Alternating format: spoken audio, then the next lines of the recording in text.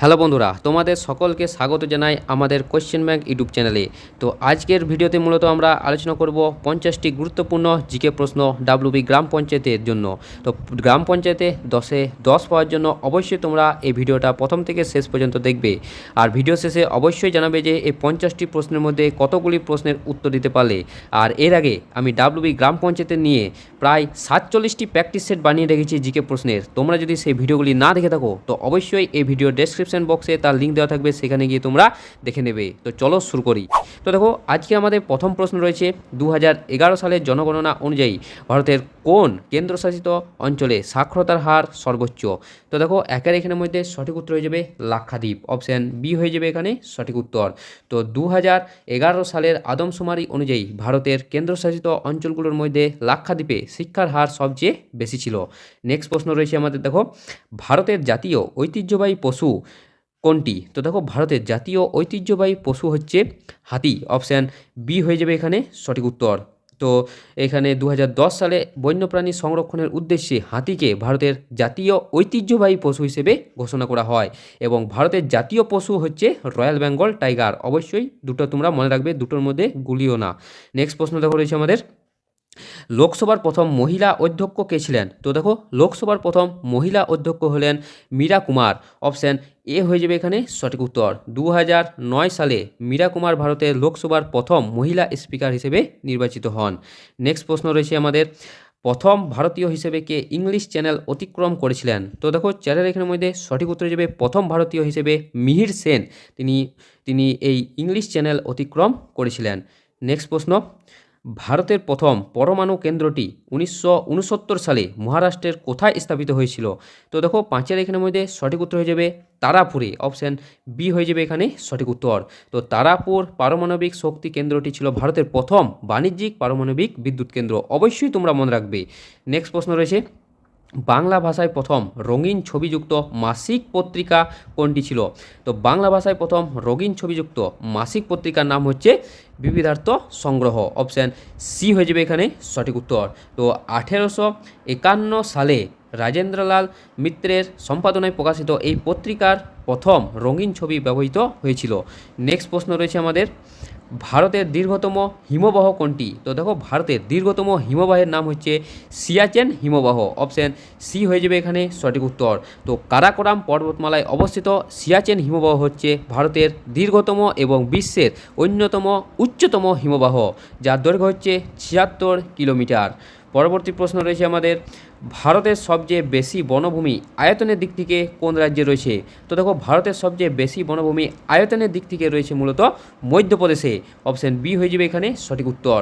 তো India state of forest report অনুযায়ী ভারতের মধ্যপ্রদেশ রাজ্যে বনাঞ্চলের আয়তন সবথেকে বেশি রয়েছে এবং শতাংশের দিক থেকে, শতাংশ বা পার্সেন্টেজের দিক থেকে যদি বলা হয় তো এখানে সঠিক উত্তর হয়ে যেত তখন মিজোরাম। অবশ্যই মনে রাখবে, শতাংশের দিক থেকে মিজোরামে সবথেকে বেশি বনভূমি রয়েছে।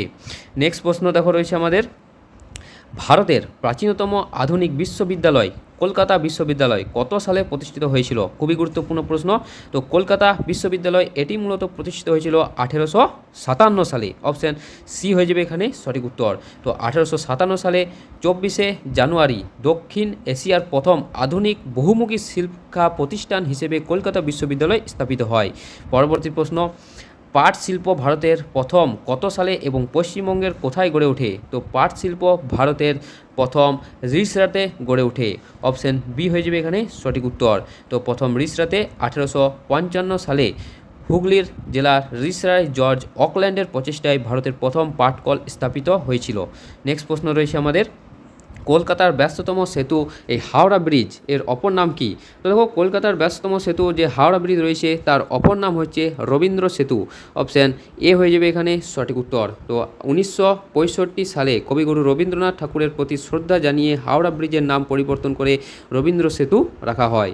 নেক্সট প্রশ্ন রয়েছে, অগ্নিবীণা ও ধূমকেতু ছাড়াও কাজী নজরুল ইসলামের অন্য একটি বিখ্যাত ছদ্মনাম কী ছিল? খুবই গুরুত্বপূর্ণ প্রশ্ন। তো দেখো, অগ্নিবীণা ও ধূমকেতু ছাড়াও কাজী নজরুল ইসলামের অন্যতম বিখ্যাত ছদ্মনাম হচ্ছে ব্যঙ্গাচি, অপশান সি হয়ে যাবে এখানে সঠিক উত্তর। তো কাজী নজরুল ইসলাম তার বিভিন্ন লেখা ও ব্যঙ্গাত্মক রচনায় ব্যঙ্গাচি ছদ্মনামটি ব্যবহার করতেন, অবশ্যই মনে রাখবে।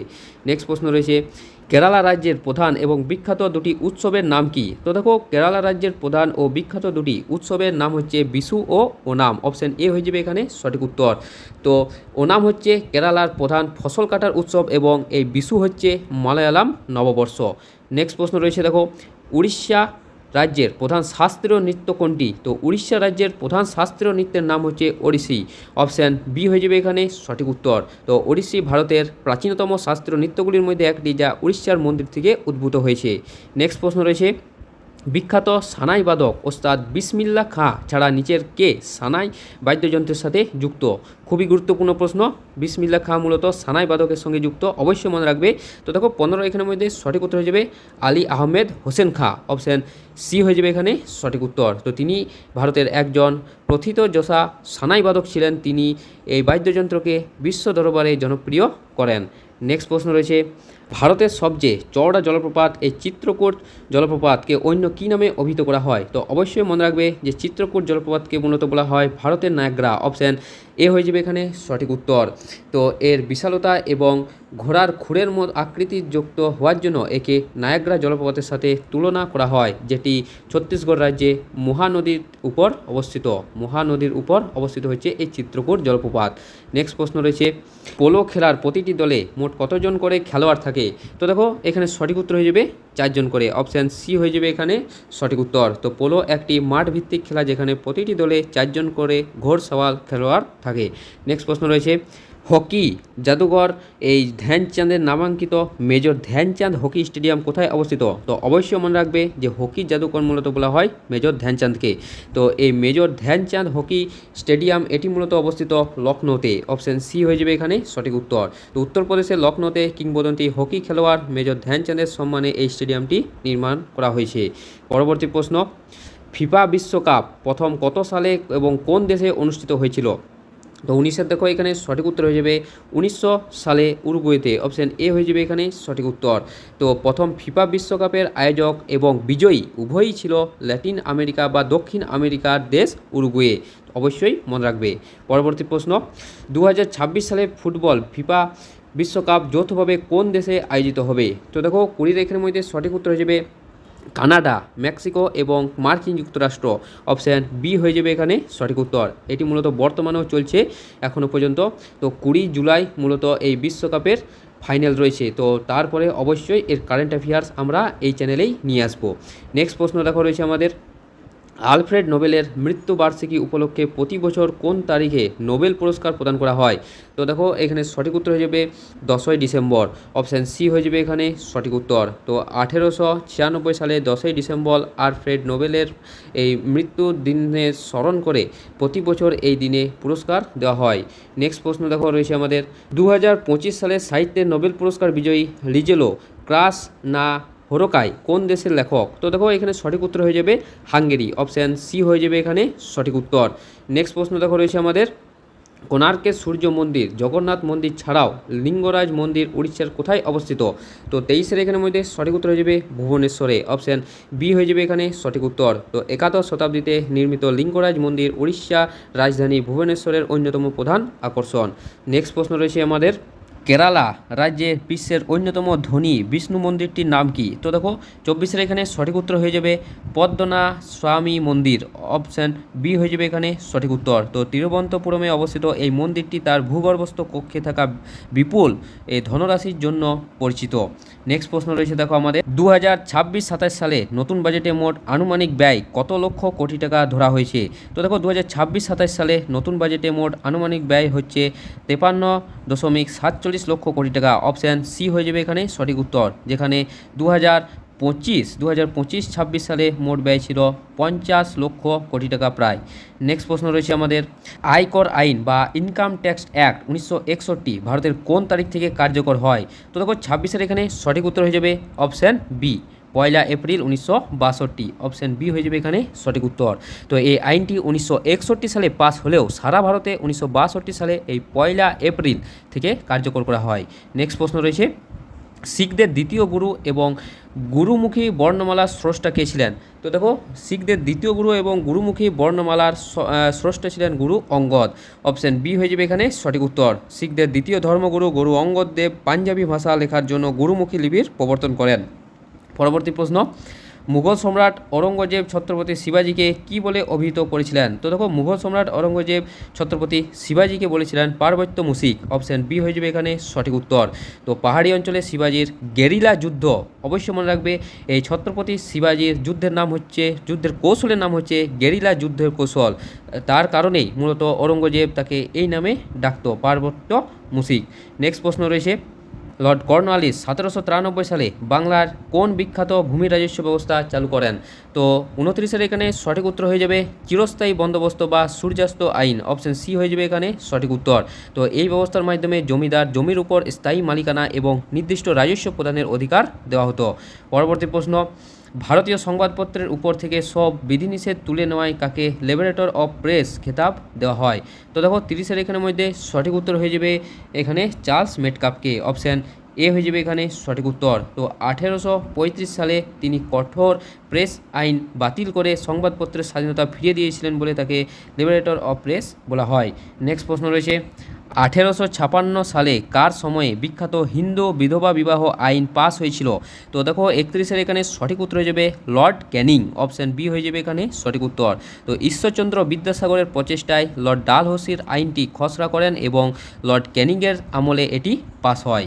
নেক্সট প্রশ্ন রয়েছে, নাট্যাভিনয় নিয়ন্ত্রণ আইন প্রথম কত সালে পাস হয়েছিল? তো 32-এর এখানে সঠিক উত্তর হয়ে যাবে 1876 সালে। অপশান বি হয়ে যাবে এখানে সঠিক উত্তর। তো ব্রিটিশ বিরোধী নাটক প্রচার বন্ধ করতে তৎকালীন বড়লাট লর্ড নর্থব্রুক এই দমনমূলক আইন জারি করেন।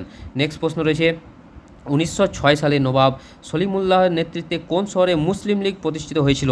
খুবই গুরুত্বপূর্ণ প্রশ্ন। তো দেখো, মুসলিম লীগ এটি মূলত প্রতিষ্ঠিত হয়েছিল ঢাকাতে। তো অপশন সি হয়ে যাবে এখানে সঠিক উত্তর। তো ঢাকার শাহবাগে অনুষ্ঠিত এই সম্মেলনে নিখিল ভারত মুসলিম লীগ গঠিত হয়। পরবর্তী প্রশ্ন রয়েছে, ভারতের রাজধানী কলকাতা থেকে দিল্লিতে স্থানান্তরের ঘোষণা কত সালে করা হয়েছিল? তো দেখো, এখানের মধ্যে সঠিক উত্তর হয়ে যাবে 1911 সালে। অপশন সি হয়ে যাবে এখানে সঠিক উত্তর। তো সম্রাট পঞ্চম জর্জের দিল্লি দরবারে 1911 সালে রাজধানী স্থানান্তরের ঘোষণা করা হয় বলে এই কলকাতা থেকে মূলত দিল্লিতে ভারতের রাজধানী স্থানান্তর করা হয়। নেক্সট প্রশ্ন রয়েছে, 1921 সালে মালাবার উপকূলে সংঘটিত বিখ্যাত মোপালা বিদ্রোহ এর অন্যতম নেতা কে ছিল? তো অবশ্যই মনে রাখবে যে এই মালাবার উপকূলে মূলত এই মোপালা বিদ্রোহ ঘটেছিল। তো এর প্রধান নেতা ছিল, দেখো এখানের মধ্যে সঠিক উত্তর হয়ে যাবে আলী মুসালিয়ার। অপশন বি হয়ে যাবে এখানে সঠিক উত্তর। তিনি কেরালার মালাবার অঞ্চলে ব্রিটিশ ও স্থানীয় জমিদারদের বিরুদ্ধে এই কৃষক বিদ্রোহের নেতৃত্ব দেন। পরবর্তী প্রশ্ন, 1887 খ্রিস্টাব্দে জাতীয় কংগ্রেসের মাদ্রাজ অধিবেশনে সভাপতিত্ব করা প্রথম মুসলিম সভাপতি কে ছিলেন? তো দেখো, এখানের মধ্যে সঠিক উত্তর হয়ে যাবে বদরুদ্দিন তৈবচ্চি। অপশান বি হয়ে যাবে এখানে সঠিক উত্তর। তিনি ভারতীয় জাতীয় কংগ্রেসের তৃতীয় অধিবেশনে প্রথম মুসলিম হিসেবে সভাপতির দায়িত্ব পালন করেন বদরুদ্দিন তৈবাচি। নেক্সট প্রশ্ন দেখো রয়েছে আমাদের, শেরশাহ প্রবর্তিত রৌপ্য মুদ্রার নাম রুপি হলে তাম্র মুদ্রার নাম কী ছিল? তো দেখো, রৌপ্য মুদ্রার নাম মূলত ছিল রুপি এবং তাম্র মুদ্রার নাম ছিল মূলত অপশান সি দাম।